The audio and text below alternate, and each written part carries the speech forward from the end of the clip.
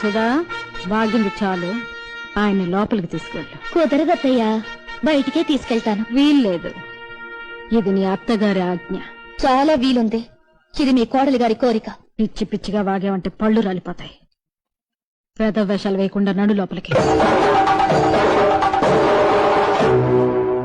ఏంటి తున్నపోతుల అడ్డంగా బలిసి తెగరెచ్చిపోతున్నావు? కొట్టానంటే దవడ పగిలిపోద్ది. నీ కొడుకులాగా నన్ను గుప్పెట్లో పెట్టుకుందాం అనుకున్నావా? చెయ్యి నరికి చేతిలో పెడతాను. మావయ్య గారిలాగా నన్ను చీకటి కొట్లో పడేద్దాం అనుకుంటున్నావా?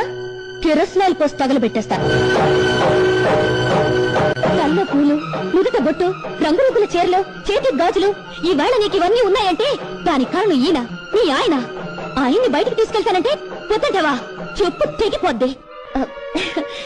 నేను తిట్టగల అత్తయ్య గారు.